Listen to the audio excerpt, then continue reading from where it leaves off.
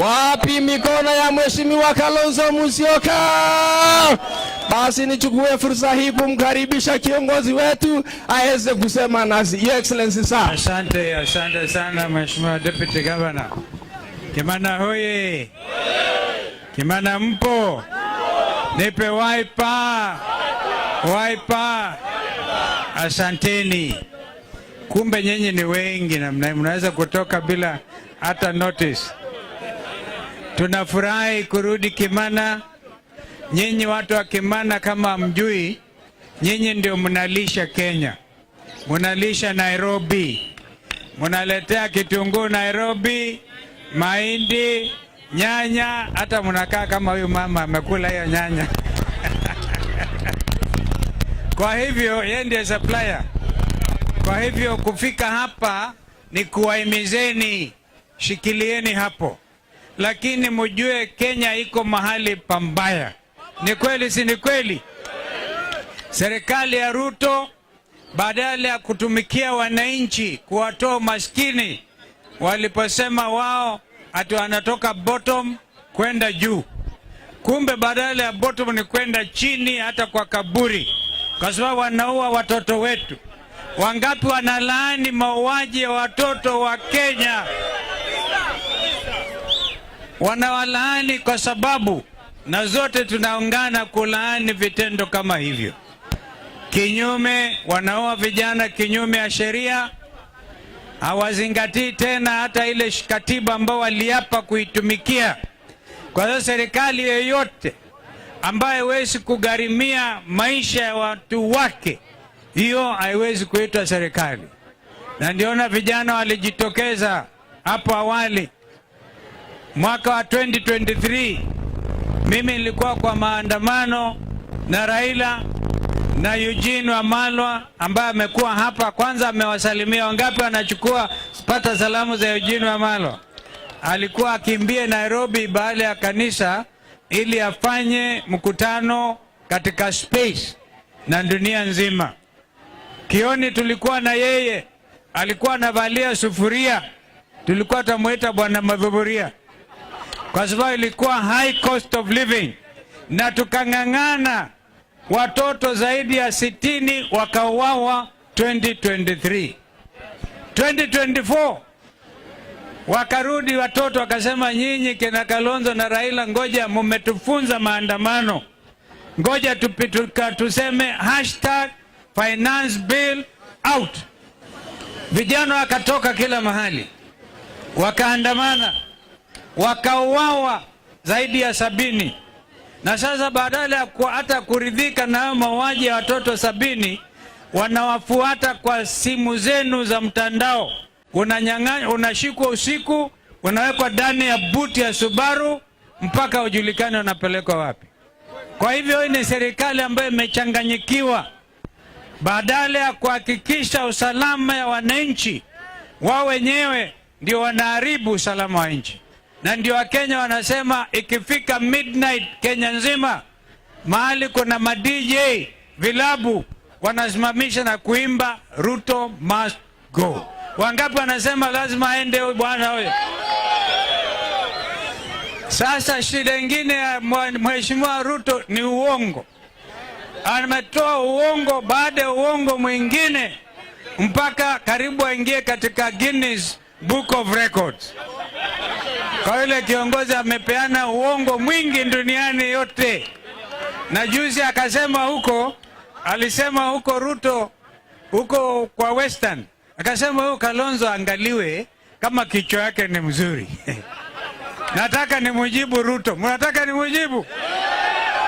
Alisema hiyo ati kwa sababu nilisema huwezi kuleta kudunga sindano ng'ombe wa Masai kwa sababu nasema wananyamba. Yaani kufanya utafiti na ng'ombe za Wakenya. Tunaelewa kama wanawadunga kwa sababu ya ECF na upande wa ugonjwa wa miguu tunajua, hiyo tunakubali. Lakini hii utafiti kutoka nchi ng'ambo na huko Amerikani wenyewe hawataki kufanya research na hiyo. Hata wanasema ng'ombe, kinyasi ya ng'ombe inatoa gas fulani inaitwa methane. na ikifika kwa hewa inaharibu hali ya hewa. Kwani hiyo ng'ombe ndio inaharibu? Na watu wa Kimana mnatoa maji hapa Kilimanjaro, ni kweli? Ndio hiyo maji inaingia chini, huwezi kuingia sana, unapata maji karibu. Tunasema hatutaki kufanya utafiti na ng'ombe zetu, na kama ni lazima utafiti ufanywe, tunataka tuangalie hiyo vaccination inatoka wapi. Ndio Ruto akasema huyu Kalonzo angaliwe kichwa. Mimi nataka Ruto wewe mwenyewe tumwangalie, ama sivyo? Nani ametoa rekodi dunia ya kuongea uongo zaidi ya 5,000 lies? Ni nani? Hata ni nani? Ay.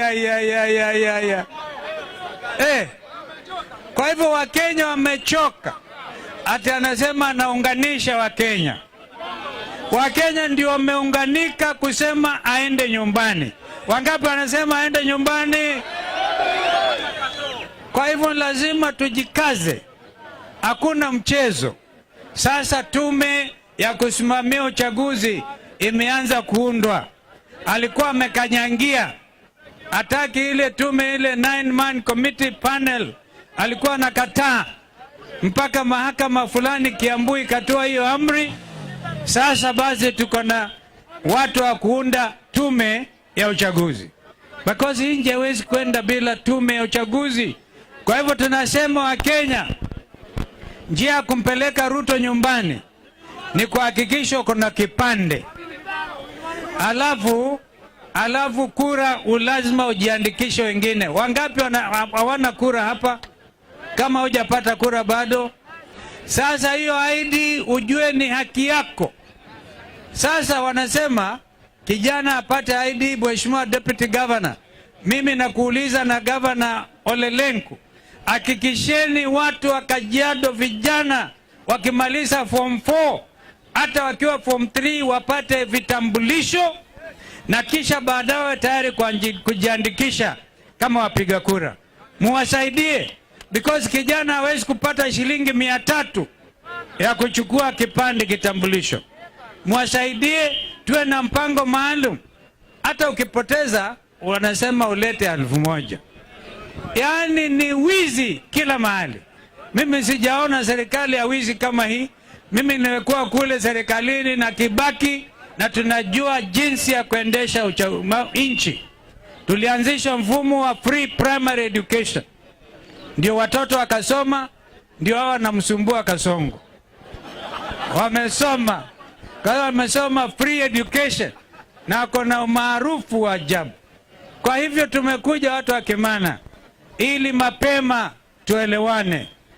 Nyinyi mko tayari kupeleka Kasongo nyumbani? Nataka nione ni wangapi wako tayari.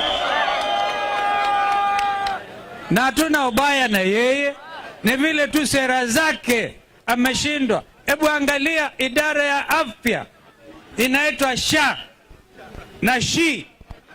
SHA na SHI tunasema haraka iwezekanavyo waachilie hiyo kitu, warudi kwa NHIF, ambao wangapi wanasema warudi kwa NHIF?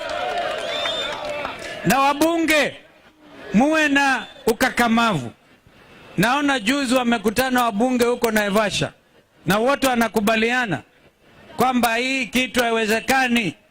Mama anapiga nduru, anaenda Kenyatta Hospital kusema hii kitu haifanyi kazi. Wanatuma askari 20 wanashika mama mgonjwa, ati anapiga kelele. Sasa hii ni watu aina gani jamani? Nyinyi watu wa Kimana, nyinyi mko tayari? Wangapi wamekasirika kama mimi tupeleke hawa watu nyumbani? Na nataka basi niwahakikishe elimu wameharibu. Vijana wakipita kwenda university, mzazi ngani, hata kama unalima kitunguu kilomita 2 ama unalima nyanya zako, yaani karo ya kwenda peleka mtoto university ni zaidi ya shilingi 200,000. 200,000 mzazi atatoa wapi? Afadhali nyinyi wa Kimana, na hata nyinyi tumepata mtoto mmoja hapa anasomeshwa na pasta, amepeleka huko Meru School akapita, amepata B plane, ana maana, ana namna ya kwenda kwa chuo kikuu. Yaani hata kusoma chuo kikuu mnataka iwe ni watoto wa matajiri, na ni haki ya watoto, ni haki ya kila mtoto kupata elimu yake. Kwa hivyo nadhani kama tumefunga njia, mtafutie wengine kona fulani, nadhani wanapita. Asante, kwa sababu hii maneno tunaongea yana umuhimu mkubwa sana. Kwa hivyo education, upande wa elimu wameharibu.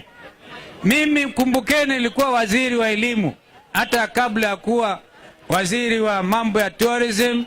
Nilikuwa waziri wa elimu, nilikuwa waziri wa mambo ya nje, nilikuwa waziri wa environment. Ninaelewa jinsi ya kuendesha nchi, na hakuna mtu Kenya hii ambaye kwa uongozi anaweza kusema kuna experience kutushinda. Si ni kweli? Kwa hivyo ngoja tupeleke wa jamaa nyumbani, tuonyeshe vile kukomboa Kenya. Sasa shida, kazi tulio nayo watu wa Kimana ni kukomboa nchi, na kukomboa nchi inahitaji ukakamavu na sauti ya watu iwe moja, kama ya kusema Ruto must go. Yeye anasema ati yeye hajaanza kufanya campaign, na anaenda kila mahali kutumia pesa za serikali kufanya campaign. Tunasema hatutamwachilia. Sisi pia tumejitokeza. Watu wanasema Kalonzo tokeni Nairobi, tumetoka tumekuja Kimana. Si ni vizuri hivyo? Na tutaenda kila kona tuambie Wakenya. Kwanza remember single mothers, tulikuwa na mpangilio wakati ule wa Raila, na wanaumia single mothers kila mahali, wengi, shida kila mahali. Kwa hivyo mili wenzangu wawasalimie, nataka tu tukubaliane kwamba tunataka hii help, hii maneno ya Education Laws Board irudishwe, watoto wasome university. Tunataka kutupilia mbali SHA na SHI. Muliona mimi nimejitokeza, hata ningekuwa former vice president, lakini nikasema itaenda kwa mahakama. Mimi ni wakili, kwa hivyo nitatumia nafasi ya uwakili kusema hata uwanja wetu wa Jomo Kenyatta hautanyakuliwa na Wahindi. Situliwafukuza, situliwafukuza mpaka Ruto akafanya cancellation. Kwanza jamaa kona uoga wa ajabu. Wamerikana akisema hii kitu ameshikwa huyu Ruto, huyo kwanza ana cancel. Na sisi tulikuwa mahakama, na bado tutarudi, na bado tutaenda kwa mahakama tuseme tunataka watoto wetu ambao wamenyakuliwa kinyume ya sheria watolewe wakiwa hai ama wakiwa wamekufa, ndio tujue vile ya kufanya. Tunawapeleka hata kwa mahakama ya ICC na tunakusanya ushahidi wa kutosha. Hatuwezi kukubali Kenya iharibike, hatuwezi. Na kwa hivyo ili nimalizie, nataka mjue tuko na nia kujiunga kabisa. Wale ambao wengine hamuoni hapa, baada ya mwezi mmoja mutasikia matangazo yetu. Matangazo, tutaungana timu moja ya kupeleka Ruto nyumbani round 1. Hatutaki atarudie mara ya pili hapo. Wangapi wa tayari kumpeleka nyumbani round 1? Na anasema kuna watu huko wanaitwa kina Sudi, sijui Kamket, sijui nani, wanasema hata kama akishindwa watahakikisha ati hajashindwa. Kwanza mjue kama ni mimi na yeye, mimi sio Raila amezoea kuangusha. Amezoea kuibia Raila, mimi sio Raila. Si namna hiyo. Mimi taingia huko na majensi, kila kituo kitasimamiwa na majensi. Returning officer, kila kituo, agents watakuwa vijana majensi. Hata kabla ya kuiba utakuwa umeenda nyumbani. Kwa hivyo tujipige moyo konde, tujue safari hii hakuna mchezo. Mungu abariki sana.